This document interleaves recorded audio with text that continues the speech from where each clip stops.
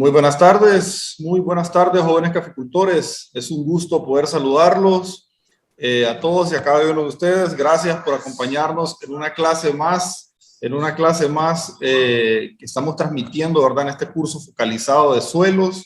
Es un privilegio para mí poder moderar en este día a una persona con una alta capacidad en el tema que vamos a tocar hoy, como es biología del suelo y materia orgánica, o la interacción, ¿verdad?, entre ambas. Así que el ingeniero Rodolfo Rubio estará con nosotros impartiendo dicha clase, ¿verdad? Su formación académica, él es ingeniero agrónomo del Centro Universitario Regional del Litoral Atlántico, CURLA, máster en producción hortifrutícola, Universidad de Almería, España, experiencia laboral, experiencia en venta de semillas y agroquímicos, experiencia en venta de grupo bioquímico mexicano para Honduras, El Salvador y Nicaragua, y experiencia en producción y exportación de pepino, calabaza y chile jalapeño, gerente regional de desarrollo técnico, grupo Cadelga. Así que sin más preámbulo, vamos a dejar al ingeniero Rodolfo Rubio con ustedes. Ingeniero, la sala es suya. Buenas tardes a todos los estudiantes de Jóvenes para la Caficultura, mi finca. Vamos a abordar el tema de la importancia de la materia orgánica en el sistema agrícola, principalmente cafetalero, ¿verdad? Es claro que el objetivo es comprender la importancia, beneficios directos e indirectos de la materia orgánica en los suelos agrícolas y especialmente en el cultivo del café, ¿verdad? Y vamos a empezar por dar la definición que es el material orgánico natural. Sabemos que la materia orgánica en sí es la columna vertebral de la fertilidad de los suelos, ya que los suelos son un sistema vivo, biótico abiótico, o sea, donde intervienen tanto la actividad mineral como la actividad biológica para permitir el normal y adecuado crecimiento de las plantas, ¿verdad? Y a través de los años, la naturaleza, mediante ese sistema, ha integrado el reciclaje de nutrientes, y eso es lo que constituye la definición o el concepto de materia orgánica natural, ¿verdad?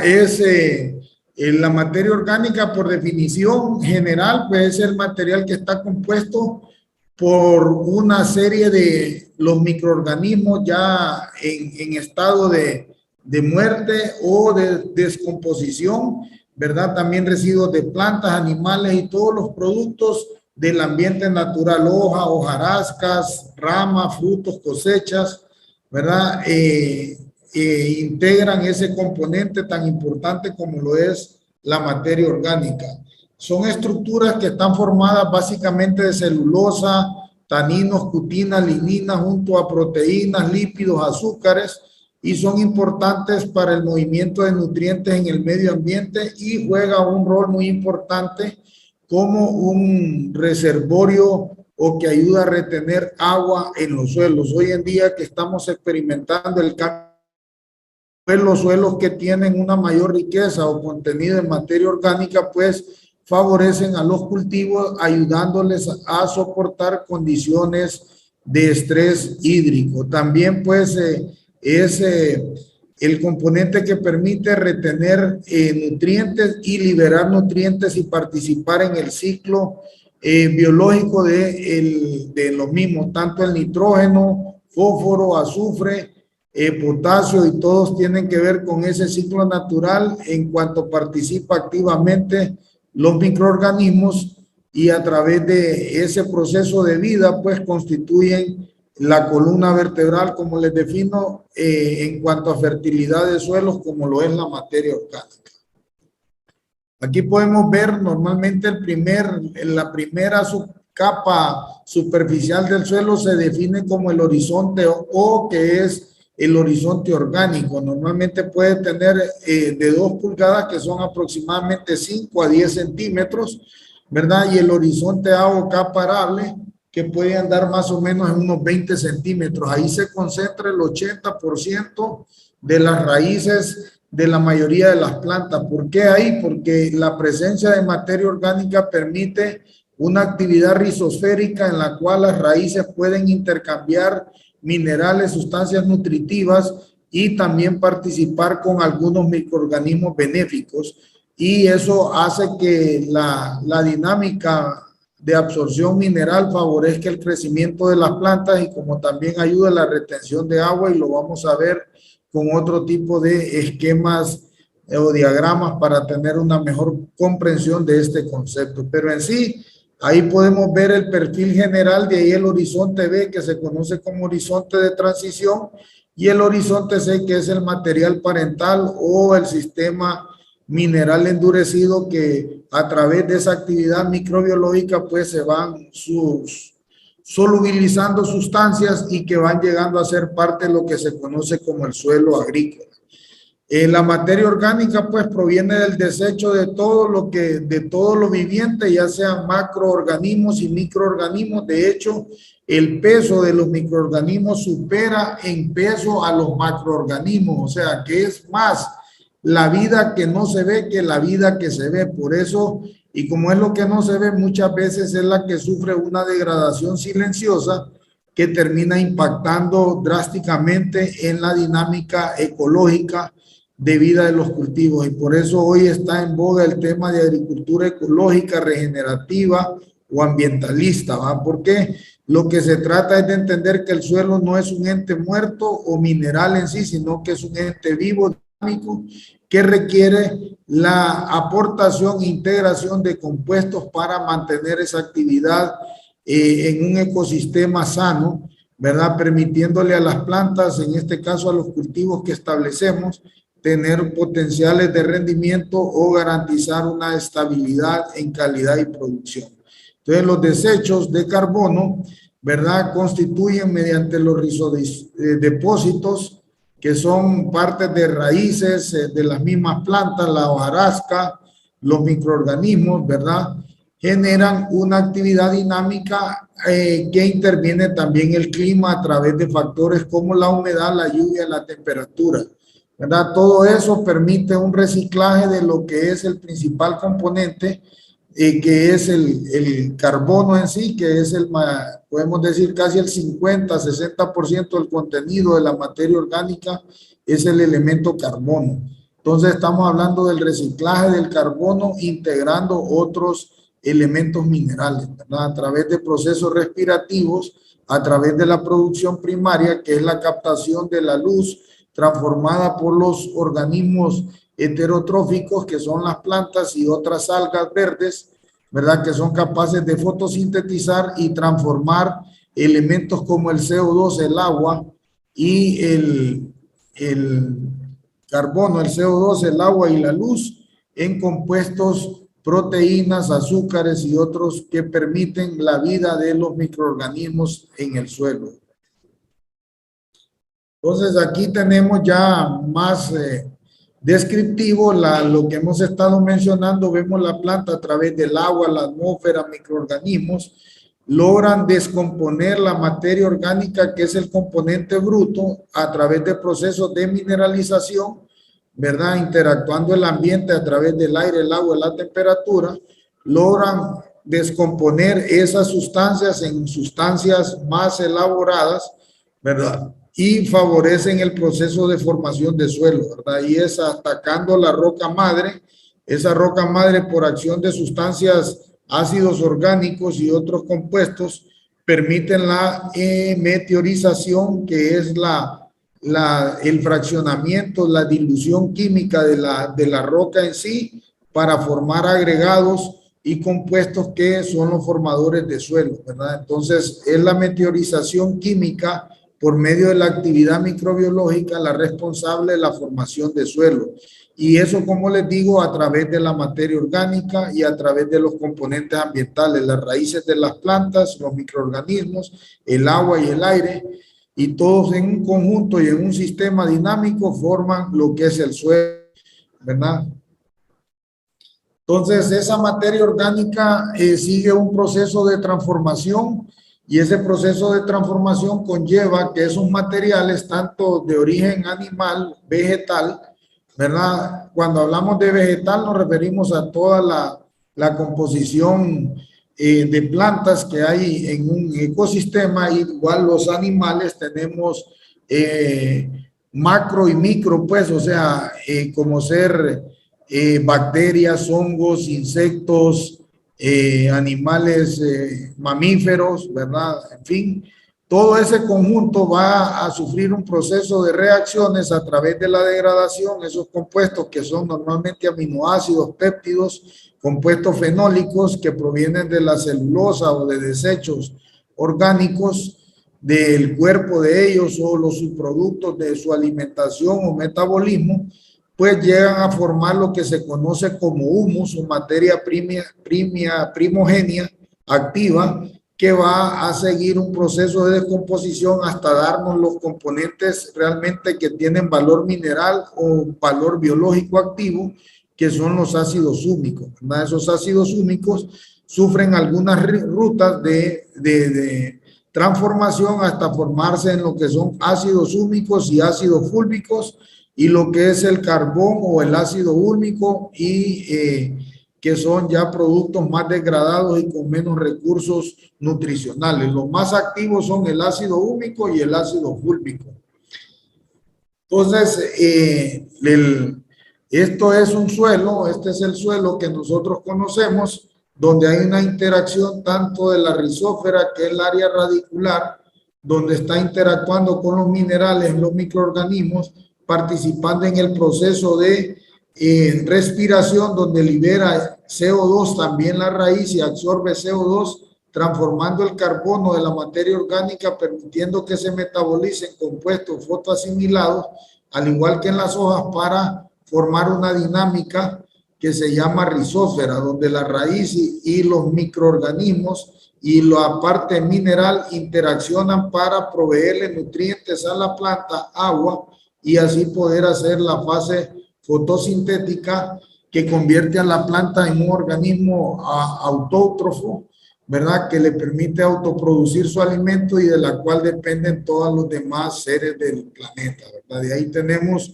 los animales mamíferos, a través de sus desechos corporales, su cuerpo en sí, forman pues materia orgánica fresca, los desechos de cultivo, en este caso la pulpa de café, otros grandes agentes formadores de humus como las lombrices, residuos de cosecha, ¿verdad? Pastos u otros. Y aquí tenemos residuos de industriales, como es el caso nuestro, la cachaza, residuos de cocina o de alimentación, para formar lo que es la tierra bajo el componente de humus, que se conoce como humus, o componente activo que conlleva una alta fertilidad por sus características biológicas, físicas, químicas. ¿Verdad? ¿Cuáles son las principales funciones de la materia orgánica natural? ¿Verdad? Es la degradación biológica del suelo, produce como primera etapa una mineralización de productos simples, que al continuar ese proceso, más la acción continua de microorganismos, produce la formación de complejos orgánicos llamados sustancias húmicas. Estas sustancias que forman el humus son una composición compleja, ¿verdad? La primera etapa tiene lugar en una degradación predominantemente microbiana, donde polímeros orgánicos constituyentes de monoméricos, fenoles, quinonas, aminoácidos, azúcares, pertenecen a materiales más resistentes como la lignina y otras combinaciones que constituyen el humus, ¿verdad? La celulosa, hemicelulosa, ¿verdad? Que son parte de estos compuestos. Que eso establece una fase de descomposición que se llama la relación carbono-nitrógeno, que entre más nitrógeno tiene un tejido en su relación carbono, pues favorece su descomposición o fase de humificación. Entonces, la materia orgánica libera oxígeno en la fase primaria para constituir con el carbono el CO2 más agua más humo. Son los tres componentes que liberan la materia orgánica. O sea, que hay el CO2 en el suelo proviene de la descomposición de la materia orgánica. Esta es una reacción bastante rápida que en condiciones favorables puede requerir semanas, en algunos casos meses o años, dependiendo de ese concepto de relación carbono-nitrógeno, ¿verdad? Durante la segunda etapa, hay un concepto de polimerización, que es ya estos compuestos se van uniendo en sí a compuestos como uniéndose compuestos bencénicos, fenoles, carboxílicos para formar macromoléculas polimerizadas, ¿verdad? Para dar ya vida a lo que son los ácidos húmicos y fúlbicos. Y a través de esos procesos que se llaman autooxidación, oxidación catalizado siempre por la actividad microbiológica en el suelo. Los ácidos húmicos ya por definición y ácidos fúlbicos pues tienen que reacción química. Los húmicos se precipitan en medios ácidos, los fúlbicos no, o sea que por eso los ácidos fúlbicos pueden trabajar en ambientes de pH que van desde la escala de 3 hasta la escala 11, mientras que los húmicos tienen que trabajar en escalas neutras. Por eso la importancia de que los suelos, cuando tienen pHs que son de tipo más neutros, tenemos un mejor aprovechamiento de toda la dinámica biológica de estos, ya que en medios ácidos pues se van a ir precipitando. Típicamente son complejos formadas por polímeros, o sea que son estas cadenas, polímeros cuando tienen varias uniones, enlaces. Aquí podemos ver compuestos bencénicos, compuestos indólicos, índoles acéticos y otros, ¿verdad? Pentosas, grupos aminos, ¿verdad? En fin, pues son la composición de lo que constituye una molécula de un ácido húmico. Y aquí tenemos la molécula del ácido fúlbico, que es una cadena más pequeña, que en conjunto puede tener un peso molecular que anda entre unos 20 a 25 mil moles, mientras que esta puede tener entre 300 a 2000 moles. Entonces son moléculas macromoléculas, ¿verdad? Son estructuras alifáticas, siempre contienen grupos carboxílicos, fenólicos, ¿verdad? Tienen una capacidad de intercambio catiónico moderada que puede andar entre unos 50 hasta 75 miligramos por centímetro de conductividad, moles por 100 gramos de suelo. Mientras que el ácido fúlbico tiene una conductividad eléctrica que puede andar de 300 milimoles, por 100 gramos de suelo hasta algunos, dependiendo la pureza, pueden llegar hasta 3000. Tienen una alta capacidad de intercambio catiónico, tienen radicales de bajo peso molecular, son polímeros polisacáridos, ácidos, aminoácidos y compuestos fenólicos, ¿verdad? El contenido, de acuerdo al material o a la fuente que da origen a los ácidos tanto húmicos y fúlbicos, tenemos la leonardita o humatos que pueden tener una composición que puede andar entre un 40 hasta en ácidos húmicos hasta un 85 de ácidos fúlbicos. La turba negra de 10 a 20, el carbón butiminoso, que es el carbón que se usa en la industria de la generación de energía, o sea, carbón mineral que puede andar entre un 10 a un 30%. Muchas veces en el mercado nos venden sustancias húmicas proviniendo de este carbón bituminoso, que es el llamado también, mejor dicho, como una antracita o un lignito, ¿verdad? Que son materiales petrificados en la parte superior de la corteza terrestre, ya que sabemos que el carbón, esos mismos componentes, a otros estratos de profundidad de suelo dan origen a petróleo y otros pueden dar origen hasta diamantes, ¿va? El estiércol puede tener una composición de 4% en húmicos y hasta un 15% en fúlbicos. La tierra de bosque de 1 a 5%, lodos de depuradores, ¿verdad? Lodos industriales pueden andar de 1 a 5. El carbón de madera puede tener hasta 1% de ácidos fúlbicos y la lombriz es capaz de producir un contenido de 2.8 a 1.5 en contenido de proporción de ácidos húmicos fúlbicos en su propiedad en volumen. Para definición, las sustancias húmicas, el ácido fúlbico ¿verdad? Tiene por definición fulvus, que viene de la definición griega de amarillo, significa que su color va a ser de un amarillo claro, un amarillo oscuro, hasta casi un marrón, ¿verdad? El ácido húmico puede tener matices marrón a grises, pero nunca va a ser completamente negro, porque ahí estamos hablando de una humina que ya es un material de poca actividad biológica, ¿verdad? Entonces, de acuerdo a la intensidad del color, pueden caer en categorías de huminas, en colores marrones oscuros pueden caer en ácido húmico, y amarillo claros pueden caer en ácido fúlvico, ¿verdad?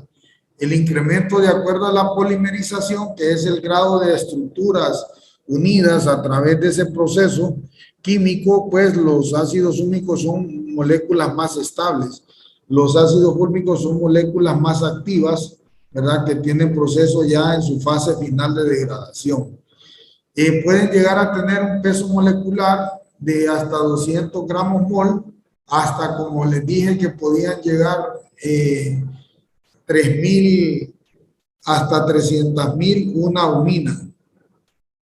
45% el incremento en cuanto a carbón, contenido a carbón, puede llegar una humina a un 62%, mientras que un ácido fúlvico activo es un 40, 45 y hasta un 50% una sustancia húmica.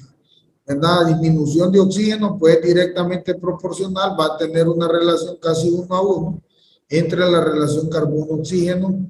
Puede llegar a tener entre 30 y 48%, mayor contenido de oxígeno hacia lo fúlvico, menor contenido hacia las huminas. Mil equivalentes por 100 gramos de suelo, esto en aumento de pH. Las sustancias fúlvicas son de reacción alcalina, mientras que la en sí en general, todas estas son sustancias alcalinas, ¿verdad? La capacidad de intercambio catiónico, como les decía, es mayor en los ácidos fúlvicos, menor en las huminas o ácidos húmicos. Funciones del ácido húmico actúan directamente sobre la nutrición de la planta. Liberan nutrientes fijados en el suelo, estabilizan el pH, lo que le da una condición buffer, aumentan la permeabilidad y la aireación del suelo, poniendo a disposición en las raíces CO2 para una correcta respiración y para actividad de intercambio de nutrientes. Produce agregados con otras partículas inorgánicas, evita el encharcamiento en los suelos, aumenta la capacidad y retención de agua por adherencia y capacidad de cambio en el suelo, evita la retrogradación del fósforo y potasio, ¿verdad? Formando humatos, ¿verdad? Que son sustancias más estables y asimilables para la planta. La función de los ácidos fúlvicos es fulvus, que viene de amarillo, como ya los mencioné, es una referencia para mostrar el color. Estos tienen una reacción más de tipo de actividad bioestimulante, ¿verdad? Por sus cadenas de indol, que el indol forma fácilmente indol acético, indol butírico, que son las bases para formar grupos de auxinas naturales, ¿verdad? Es la materia prima para formar las hormonas de tipo auxínico. Y poseen mayor capacidad para formar quelatos por la complejidad y su alta electronegatividad, permitiendo una mejor asimilación de estos.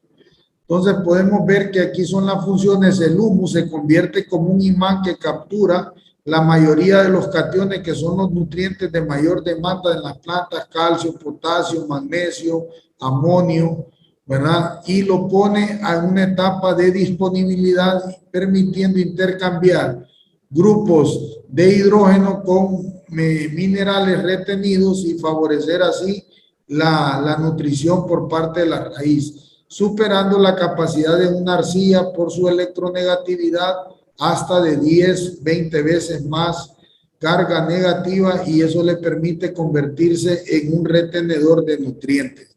Aquí vemos un ejemplo de lo que pasa cuando ponemos fertilizantes, ya sea por efecto del riego o la lluvia, propicia el lavado de los mismos. Cuando tiene el componente orgánico entre las partículas coloidales del suelo, le permite retener mayor cantidad de nutrientes, permitiendo la lixiviación o lavado que eso conlleva elementos de pérdida de minerales, ya que estos se introducen a profundidades donde la actividad radicular activa no es disponible. Y acá vemos el ejercicio, que es lo que pasa, la lixiviación y aquí la retención de nutrientes producto de la actividad de las sustancias húmicas interactuando con los coloides o las arcillas del suelo. Aquí vamos a ver lo que son usos de las sustancias húmicas. Se usan como agentes quelatantes para microelementos, mejorar la asimilación de estos. También actúa como fijador de amoníaco a través de procesos de... Las preguntas, va a haber un tiempo de preguntas, creo que conocen la dinámica que me dan los primeros 30 minutos, es de exposición y las preguntas se hacen después para algunos. Desbloquea compuestos insolubles del fósforo, ya que el fósforo normalmente se encuentra retenido en el suelo como fosfatos ditricálcicos o fosfatos de aluminio, y las sustancias húmicas, por tener una condición electronegativa más fuerte, quitan el aluminio, quitan el calcio, permitiendo liberar la porción fosfatada, ¿verdad? Ortofosfato a la solución del suelo, y de esa manera permitirle al fósforo entrar a fase soluble y ser tomada por las raíces, ¿verdad? También permiten una mayor translocación de nutrientes, favoreciendo el equilibrio nutricional. Modifican la permeabilidad de la membrana celular, ya que acomplejan elementos menores, porque los elementos, al tener cargas negativas por la polaridad de algunas capas cerosas que tienen los tejidos vegetales, no permiten el paso de los nutrientes, mientras que al quitar la carga y ser apolares, van a favorecer tanto el ingreso por parte aérea, también favoreciendo de igual manera otros pasos a nivel de lo que son los haces vasculares floemáticos, ¿verdad? Y eso favorece la nutrición de los elementos menores que se mueven en el área del floema, ¿verdad? Como el caso del boro, el zinc y otros. También forman complejos orgánicos con productos, ya sea herbicidas, fungicidas, insecticidas, potencializando tanto su rango de control como su eficacia, que protegen de reacciones como de hidrólisis alcalina y otras que degradan estas moléculas, permitiendo que los ingredientes activos actúen de manera más eficaz, ¿verdad? Toda esta condición heterogénea aumenta las capacidades para producir hormonas vegetales, obteniendo de igual forma una estimulación, una actividad biológica.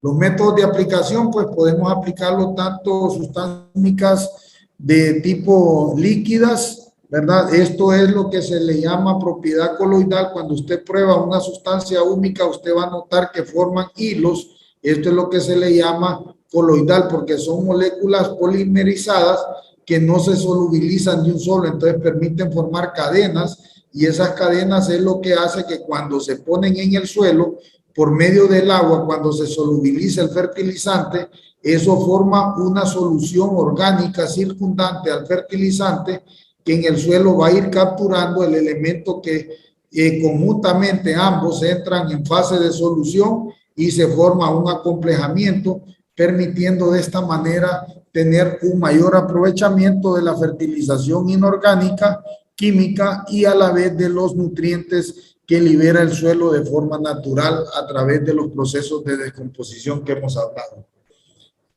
Y acá tenemos lo que son ya donde obtener fertilizantes que contienen sustancias húmicas en su formulación. Tenemos la línea fertilizante Stopper, contiene un Miplex, ¿verdad? Ese Miplex ayuda a favorecer que se obtenga un mejor aprovechamiento toda la base nutricional del fertilizante, y viene incorporado de manera simultánea. Tenemos el producto Cationic, que es un fulvato líquido para hacer aplicaciones vía fertirriego o vía foliar, para aprovechar esas propiedades que tienen de acomplejamiento para potencializar fungicidas, insecticidas, sistémicos, ¿verdad? Y herbicidas.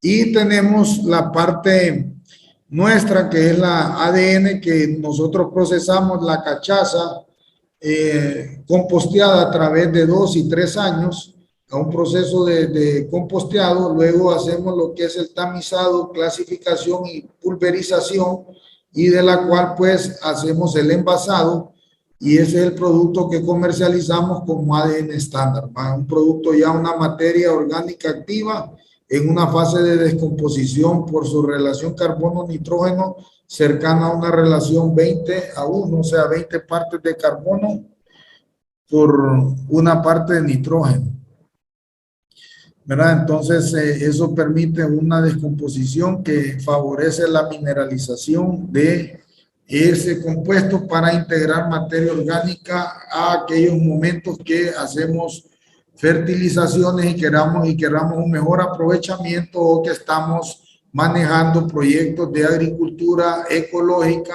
o orgánica o regenerativa, ¿verdad? Hacia integrar nutrientes de manera exógena y equilibrada natural del suelo a través de productos como ADN, ¿verdad? Entonces, señores, ya en este momento pues quedo para despejarles preguntas, dudas sobre el material que se les ha presentado en el tiempo que me asignaron, que era de 30 minutos, en exponer el material didáctico, y ahora sí vamos a permitir las preguntas correspondientes y las vamos a responder de la mejor forma. Muchas gracias, ingeniero Rodolfo. Hay muchas felicitaciones, ¿verdad?, para la extraordinaria y magistral exposición. Tenemos por aquí algunas consultas que nos han estado haciendo en el chat, ¿verdad? Pueden ir escribiendo, muchachos, en el chat, y también algunas preguntas que tenemos ya desde Facebook. Así que iniciamos con la primera. Nos pregunta Kevin Cruz. Quiero saber el proceso de síntesis de lombricompost. Si usted nos puede mencionar acerca de eso, de la lombricompost y cómo se procesa y cuál sería la síntesis para llegar a ácidos húmicos y fúlbicos. Ácido glicólico. Lombricompost. Perdón, disculpe. Bueno, el lombricompost vamos a definir en la actividad en la cual se utiliza el recurso de las lombrices para degradar de manera más acelerada compuestos provenientes de materia orgánica bruta. En este caso pueden ser residuos de cosecha, ¿verdad? Ellas a través de su estómago, que es un estómago especializado donde tiene una alta capacidad de concentración bacteriana. Por decir algo, en el estómago de una lombriz, por cada centímetro cúbico que hay, puede decir que es 1000 veces más concentrada que un monogástrico, un poligástrico. O sea, las lombrices lo hacen a través de las bacterias que tienen dentro de su estómago. Ahí es donde lleva a cabo el proceso de humificación. Lo que les describí ahí, que puede tardar años, que es la materia bruta, una materia que pueden ser restos de cosecha, puede ser incluso papel, pueden alimentarlas con celulosa. Esa celulosa lo que es alimenta las bacterias agarran la poca energía que tiene ese material, lo descomponen y forman compuestos ya sustancias de tipo húmico, ¿verdad? Entonces, en pequeñas cantidades, porque recuerden que el proceso dura, la alimentación de la lombriz casi es un proceso continuo, o sea que desde el momento que ingrese el alimento al estómago, al momento que sale, pues puede demorar aproximadamente, calcula como unos 3 a 4 días. Entonces, en esos 3 o 4 días a cabo un proceso fermentativo de tipo digestivo, donde en las bacterias más los ácidos que tienen produce el estómago de la lombriz, transforman esos compuestos y lo que son formadores de humus bruto. Todavía ese humus tiene que descomponerse, y por eso vieron en la filmina cuál era la cantidad que tenía de humus, que más o menos anda en un 2.8 a 1.5. O sea que si usted agarra 100 gramos de lombricompost, va a tener 2.8 gramos de ácido húmico y 1.5 gramos de ácido fúlvico. O sea que un quintal de lombricompost va a poder tener 2.8 libras de ácido húmico y 1. Entonces es un material con mucha riqueza, pero recuerden que se formó de manera acelerada, ya que aquí está la cadena, pues todo lo que hacen los microorganismos, esto lo hace dentro del estómago de la lombriz. Se lleva a cabo este proceso hasta esta forma, llegando hasta acá, de manera que le estoy hablando en un espacio de días, ¿verdad? Entonces, eso denota que son unos seres eficientes y altamente aliados en el sistema de reciclaje de compuestos entre el suelo y las plantas. Excelente, ingeniero. También nos están consultando. Acá dice, el humus, ¿de qué fuente es la más rica? Dice, en nutrientes. Es que no hay una fuente rica. El humus es el compuesto producto de la descomposición de la materia orgánica. Va a depender la riqueza de minerales, o sea, es que no confundamos humus como el humus ya es el producto básico cuando se descompone la materia orgánica. O sea, vuelvo y recalco, o sea, yo sé que vamos muy rápido, ¿va? O sea, todo proceso de descomposición primario de material vegetal o animal forma humus, ¿verdad? Por actividad microbiológica. Pero ¿qué va a pasar? Si se descompone un material vegetal, el humus como tal va a tener un valor mineral menor que si proviene de un animal, pero los dos son humus, o sea, no es, y acá pues la podemos ver en cuanto a riqueza, que lo vamos a ver en contenido de un estiércol animal, por ejemplo, al formar más sustancia fúlvica, significa que va a tener compuestos más enriquecidos y más activos que un compost. O sea, un estiércol es 3 veces más rico, pero ¿qué pasa? Un estiércol, por ejemplo, si es de gallina, la gallina tiene bacterias que son patógenas a los seres humanos, como la puede tener la Escherichia. Entonces requiere de un proceso de acondicionamiento. Entonces no es permitido en la agricultura aplicar estiércoles de manera fresca, sino que tienen que pasar por procesos de descomposición para que a través de la temperatura, que son mediante la actividad de los organismos, elevan hasta llegar a temperaturas de 60 a 70 grados. Con esa temperatura se eliminan estos microorganismos de tipo patogénico, ¿verdad? Y nos quedan ya microorganismos de tipo benéfico y nos permite el sistema ser integrado ya sin ningún riesgo de trazabilidad esos compuestos a la agricultura de consumo, ¿verdad? Entonces el humus es el resultado de descomposición de todo lo viviente. O sea, cuando piensen en materia orgánica, la materia orgánica es todo, las hojas, las ramas, raíces, partes de cosecha, como les mencioné, todo eso es el resultado de lo que finalmente cuando se descompone todo eso, y por eso le mencioné aquí, termina en lo que conocemos humus o tierra negra o activa, que ya está en su fase final para liberarnos nutrientes. Muy bien, ingeniero. También nos hacen otra consulta por acá. Harriet pregunta, tengo una consulta. ¿Qué tipo de suelo es ideal para sembrar caña de azúcar? Bueno, un suelo para caña de azúcar tiene que ser preferiblemente un suelo con una textura franca, ¿verdad? Que pueda también tener una fertilidad media, o sea, una fertilidad media. La caña es bien sensible al drenaje, o sea, como cualquier cultivo, pues, aunque son gramíneas que tienen su sistema radicular muy superficial, ¿verdad? Pueden ser, si la queremos explotar para un rendimiento de alto potencial, tenemos que buscar suelos preferiblemente con suelos planos, ya que es un cultivo intensivo donde se va a estar cosechando por varios años y facilitar las labores culturales con una profundidad mínima de unos 30 centímetros, ¿verdad? Que debe tener pues su horizonte o la capa arable mayor a 25 centímetros y con un pH relativamente que puede andar en un rango de 5 a 7, ¿verdad? Eso sería materia orgánica.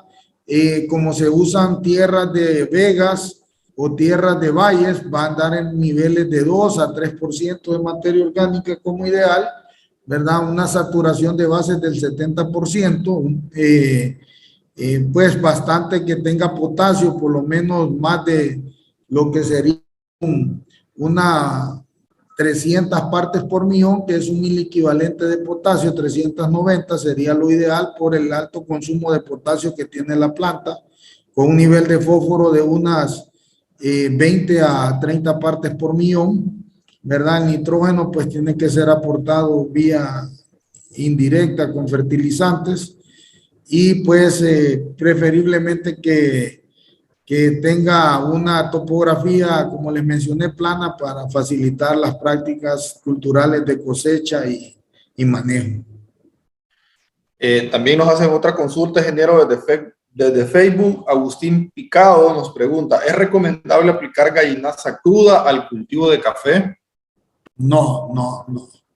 Por eso les menciono, la gallinaza cruda es están violentando, y si están siendo certificados orgánicamente, eso es inadecuado, pues por los riesgos de contaminación. Recuerden que las aves son las portadoras de salmonela, ¿verdad? Entonces la excreta es bien propensa a tener esa bacteria. Esa bacteria puede ser absorbida por las raíces de una planta, llevada a los granos y tener en un momento dado del consumo afectación a la salud. Pues en Europa han habido grandes casos, también en Estados Unidos, de muertos por temas de salmonelosis o también Escherichia. Algunas cepas de Escherichia coli, pues las coliformes vienen de eso, de desechos de heces, que también tienen que ser cuidadas, ¿verdad? Así que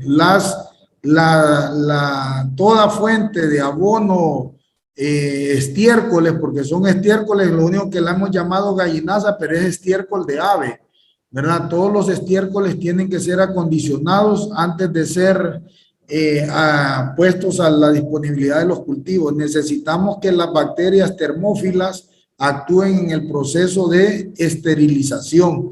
Por eso se tiene que permitir la fase de compostaje, que es elevar la temperatura a una medición de 65 a 70 grados por un periodo de 3 días y luego pasar a fases de enfriamiento para acondicionarlo. Si se pone fresca también en una cantidad alta, puede esa temperatura al elevarse en la zona radicular puede provocar quema de raíces, ya que las raíces no toleran temperaturas mayor a 50 grados. Entonces, si la temperatura ahí se calienta, como dicen, va a quemarle las raíces. También algunas veces pueden venir, como traen orín, acumulación de orín, porque recuerden que la ave defeca la parte sólida y la parte líquida de manera conjunta. Entonces el orín es rico en amoníaco y el amoníaco es tóxico a las raíces en cantidades elevadas. Entonces puede generar una saturación más en suelos arcillosos con poco espacio gaseoso. Si se satura de amoníaco, ese espacio poroso intoxica las raíces y puede provocar muerte de una planta. Bueno, ingeniero, muy bien. Muchas gracias, ¿verdad? Todos los que nos están escribiendo desde Facebook Live, ¿verdad? Estamos en el tema materia orgánica, actividad biológica de los suelos. Por ahí lo están felicitando también, ingeniero. René Rodríguez dice, gracias por tan valiosa información. Gracias a ustedes, ¿verdad?, por estar aquí con nosotros. Nos pregunta Edgar Maldonado, ingeniero, los subproductos, dice, bueno, la pregunta va orientada a lo siguiente, lo voy a sintetizar. Dice, ¿el excreta de cerdo se puede utilizar como abono orgánico en la finca? Miren, sí se puede usar. El abono de cerdo es muy bueno, es alto en fósforo. Recuerden que los alimentos monogástricos, la ave, el cerdo, ellos no asimilan toda la composición y hay bastante proteína, y la proteína normalmente es rica en fuentes de nitrógeno y fósforo. Entonces, ahí podemos usarla siempre y cuando permitamos. Lo único que el estiércol de seco tiene bastante humedad y hay que saber manejar eso. También recuerden que otro aspecto que tiene que ver con la salud en las fincas es que cuando aplicamos estiércoles sin que haya pasado el proceso de descompostaje, los primeros seres vivos que van a interactuar con ese estiércol o excremento son las moscas, y empiezan a haber una alta cantidad de moscas descomponiendo los residuos y después esas moscas salen y olvídese, en las casas de los caficultores uno habla y se traga las moscas cuando se ponen a aplicar estiércoles frescos o sin pasar por procesos de descompostaje, ¿va? O sea, por eso creo que yo diría así, ya que ustedes son alumnos, esa es la norma del Aragán.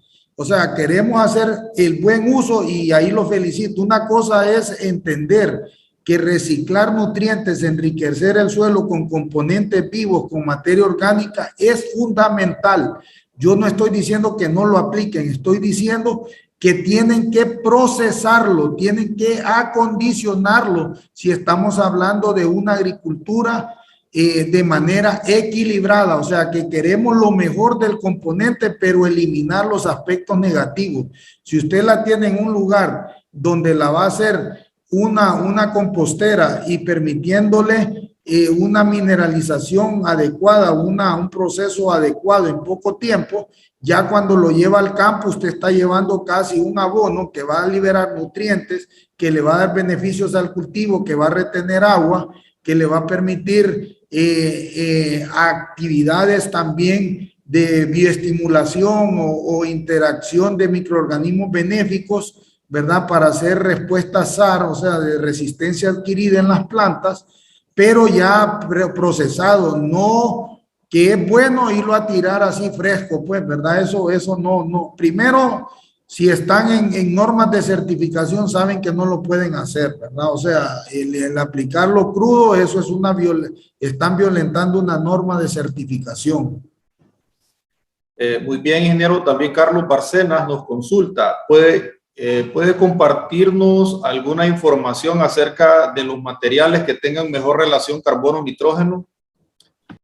Bueno, sí hay. Normalmente la relación carbono-nitrógeno está en las leguminosas, por ejemplo, tienen relaciones de 15, relaciones carbono 15:1, ¿verdad? Lo que no podemos manejar son residuos, ya sea, como ustedes bien saben, acerrines, desechos de industria de maderas, casulla de arroz, o sea, eso va a tardar años en degradarse.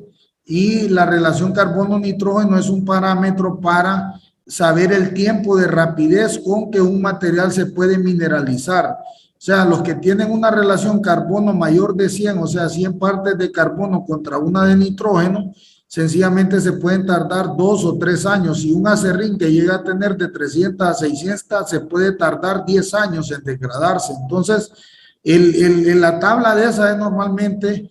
Las leguminosas, todas las leguminosas frescas van a tener una mineralización rápida que puede andar de 1 a 3 meses, ¿verdad? Todo lo que va menor de una relación 15:1 se va a degradar en poco tiempo. De 15 a 30 se puede degradar en 6 meses a 1 año y a medida aumente esa relación va a tardar años, incluso décadas, ¿no? O sea, en llegar a degradarse. Pero... en este momento no puedo darle la tabla, hay tablas de esos parámetros, ¿verdad? Se la puedo mandar, compartírsela y ustedes las comparten a ellos posteriormente.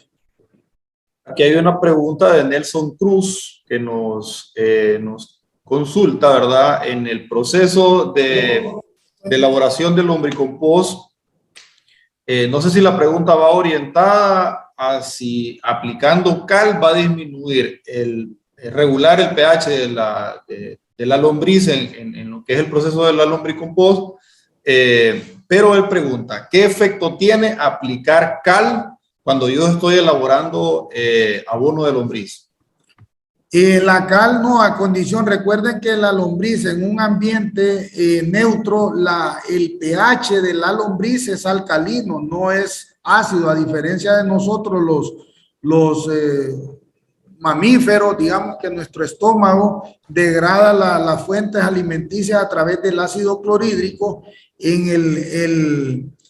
el estómago de la lombriz el pH es alcalino, entonces suministrar calcio a una lombricompostera favorece el acondicionamiento hacia la actividad de bacterias. Recuerden que el calcio activa la actividad de bacterias, entonces una lombricompostera que se le proporciona calcio, las lombrices van a tener una regulación de pH estomacal más alcalina, y al tener más alcalina van a producir más bacterias y ellas van a dar una degradación más rápida y más eficiente del alimento que se les suministre, y la calidad del lombricompost va a también tener una mayor concentración de calcio.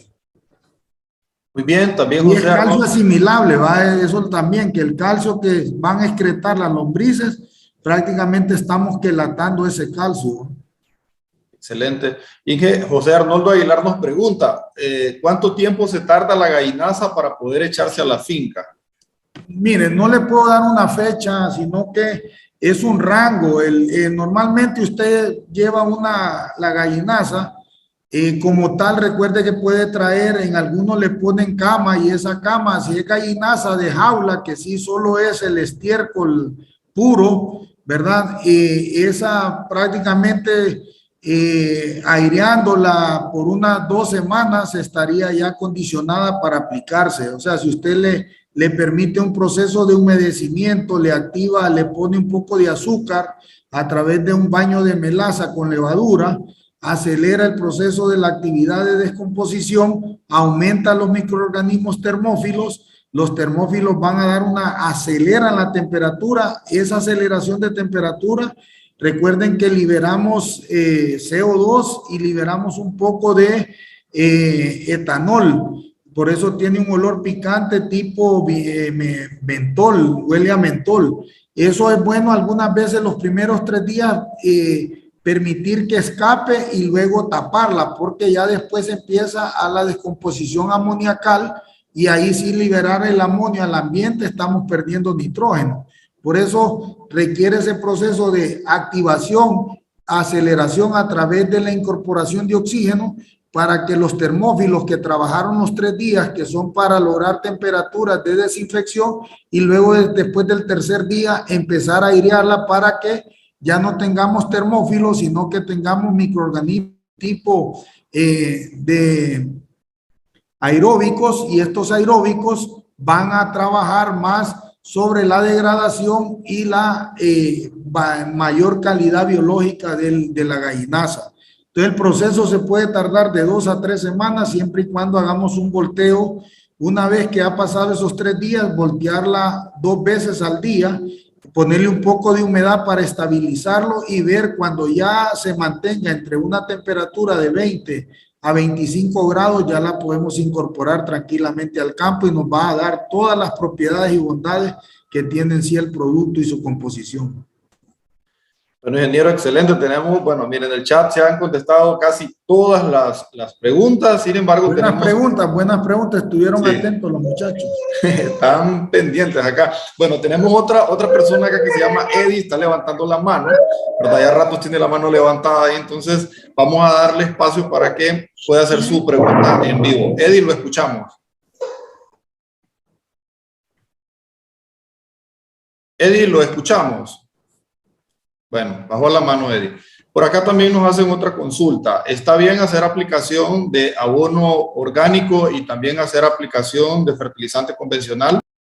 Sí, es lo mejor, pues, o sea, en la agricultura dinámica, ecológica, esa es la mejor ecuación, porque recordemos que la demanda de alta productividad para que un cultivo sea viable y rentable demanda de nutrientes, y muchas veces suplir las necesidades que tiene un cultivo en sí, con solo abono orgánico va a demandar grandes cantidades, y la disponibilidad de este es limitado. Entonces podemos integrar una fertilidad balanceada y equilibrada haciendo uso de las propiedades y beneficios del abono orgánico o natural, más el enriquecimiento lógico gradual del fertilizante químico, y así tener una combinación, un dúo que nos va a dar mayores resultados en productividad y calidad de cosechas. Bien, excelente. Una cosa no quita lo otro, pues, o sea, yo sé que si usted se está certificando como agricultura ecológica, orgánica o biodinámica, pues si es así, el fertilizante químico per se no se lo permiten, pero usted puede incorporar sustancias minerales como carbonatos, silicatos, leitvinita, roca fosfórica, O sea, puede incorporar sales minerales de uso natural, ¿verdad? Y a la vez sobre un núcleo orgánico. Entonces ahí sí mantiene la integridad de mantenerse en la línea de cultivo orgánico, ¿verdad? O para mí cultivo ecológico, porque orgánico ya están teniendo facturas algunas empresas porque se han certificado orgánicas, pero realmente la gallinaza, por ejemplo, para que sea certificado orgánica, tiene que provenir de gallinas que fueron alimentadas sin granos que no fueran transgénicos.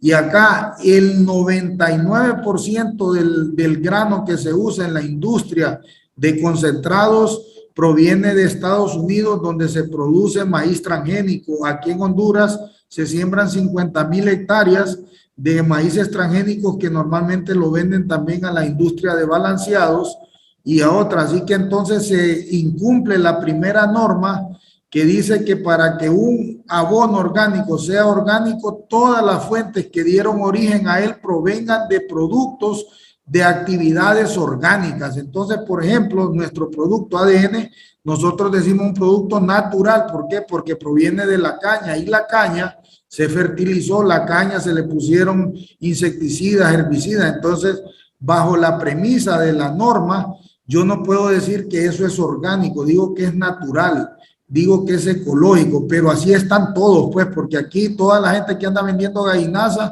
todas esas gallinas fueron alimentadas con concentrado de halcón de Alianza o aún del maíz que compran en el grano. Solo puede decir que es gallinaza orgánica, aquella que alimentó las gallinas con un maíz criollo, y esa es la única que sí lo puede certificar como tal. Pero aquí se hacen cosas que hay que ser cuidadosos, y allá cuando los están analizando en otros continentes que son más estrictos, ya empiezan a detectar la trazabilidad que no está cumpliendo esa normativa. Así que seamos cuidadosos.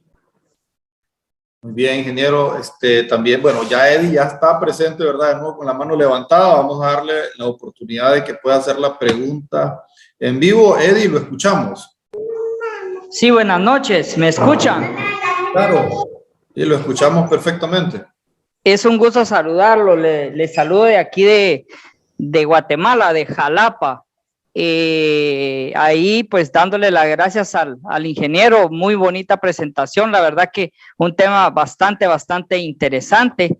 Quiero compartirles un poco de lo que yo he estado haciendo. Ya tengo alrededor de 7, 8 años de estar trabajando con lombricompost, y la verdad lo que a mí me ha sido útil, porque sí, el proceso para poder sacar el abono de la lombriz lleva un poco más de tiempo. Entonces me he enfocado más en el lixiviado, en el orín de la lombriz. Entonces mi pregunta es, ingeniero, con este lixiviado, ¿yo estoy ganando ahí ácidos fúlmicos o qué tipo de ácidos más o menos son los que tienen? La mayoría, bueno, sí, la mayoría, recuerde que la proporción van a ser un poquito más húmicos y una menor relación fúlmicos, pero va a tener de ambos. Cuando yo le digo que el tiempo de cosecha de un lombricompost normalmente anda entre 60 a 70 días, pero una cosa es cosechar el producto y la otra es lo que la lombriz va procesando de manera directa en su excreta, ¿verdad? O sea, uno normalmente el producto, lo que hace la lombriz es pasar por su estómago, lo excreta y ahí queda un alimento enriquecido con bacterias, pero impresionantemente, ¿verdad? Y ahí está formando también, no solo en el agua hay compuestos fúlbicos y húmicos, sino que hay vitaminas, hay compuestos aminoácidos, hay compuestos hasta probióticos, o sea, probióticos que son antibióticos para bacterias benéficas que atacan a las bacterias dañinas para proteger el estómago de la lombriz. Entonces, el té o el líquido que se logra de la lombricompostura es un alto insumo en cuanto no tanto nutricional, sino que es eso, esa porción de sustancias húmicas y estos otros compuestos que le estoy dando, que cuando usted los integra, favorecen la parte de aprovechamiento nutricional, mejorando mucho la parte rizosférica. Por eso las plantas donde hay bastante lombriz son plantas más sanas. En aguacate, en cítricos, donde se nota que un árbol está en una interacción lombriz alta, hay menos presencia de fitóptora, ¿verdad? Igual menos presencia de fusario. Entonces, el té de lombriz o exudado de lombriz sí tiene componentes fúlbicos y húmicos, ¿verdad? Lo único que son de cadenas cortas, porque el proceso se formó de manera bastante acelerado, pero cumplen con las propiedades y calificaciones de un fúlbico y un húmico, y por ende, pues, igualmente todos los beneficios que les describí de estos compuestos. Gracias, ingeniero. Solo ahí para concluir, bastante interesante, como les repito, y gracias por la aclaración. Sí, la verdad que yo ya llevo alrededor de 8 años de estar trabajando en los cafetales, y prácticamente en café yo ya no aplico más sustancias químicas que solo el exhibiado con algunos violes que preparo también. Entonces me ha dado muy buen resultado. Gracias por el espacio y bendiciones desde aquí de Guatemala. Mucho gusto, un placer. Bueno, muchas gracias por su participación, Eddie. Bueno, se nos terminó la hora, ingeniero. Es un tema muy bonito. Yo sé que todos están muy interesados y están todavía queriendo pues que sigamos, pero el ingeniero tiene muchas ocupaciones, así que dejémoslo que descanse. Por mi parte, pues desearles a todos ustedes que pasen un bonito día. Quiero recordarles que el lunes seguimos con la clase de conservación de suelos, ¿verdad? Viene la ingeniera Saudi Laínez. Nosotros mañana les vamos a estar compartiendo los links de todas las clases que hemos tenido. El martes tenemos ya lo que es la clausura, y ustedes con el 90% del curso, ustedes son acreedores de este certificado. Pueden volver a mirar los videos en YouTube que se encuentran pues ahí ya grabados. Ustedes los pueden ver en diferido para que tomen todos los apuntes que puedan, ¿verdad? Acerca de lo que el ingeniero nos estuvo compartiendo hoy, que me pareció muy interesante, y yo sé que a ustedes también. Así que, ingeniero, lo dejo con sus alumnos para que pueda despedirse de ellos. Les deseo pues a todos ustedes éxitos en su emprendimiento, en el aprendizaje, y que los conocimientos que hemos compartido de un poco acelerado, porque recuerden que en 30 minutos hablar de algo que hay tratados, libros sobre eso, no es fácil. Traté de hacer los elementos más importantes que quedaran en la parte visual y que entendieran que aprender, conocer, implementar la materia orgánica es de hablar de una caficultura sostenible, ¿verdad? O sea, nadie puede sustituir la vida en sí en un ecosistema, y la materia orgánica la desarrolló el equilibrio natural para el mismo equilibrio de los seres vivos. Así que, pues, a poner en práctica estos conocimientos, a que sean ustedes abanderados de las incorporaciones de enmiendas orgánicas que les van a dar mayores productividades de calidad, de sostenibilidad, y pues tienen en nosotros un colaborador y me siento muy agradecido. Me dieron una excelente puntuación y gracias por ello, y también sigan adelante, y pues cuando pueda igual vamos a seguir compartiendo otros temas de interés que tengan a bien la parte de la jóvenes caficultores y mi finca nos permitan participar. Bendiciones a todos y éxitos, y a continuar. El conocimiento es poder, y la persona que se instruye pues se convierte en un elemento transformador, ¿verdad? Así que aplican y pongan en práctica lo que aprenden y serán personas exitosas. Mucho gusto, bendiciones, buenas noches. Bendiciones.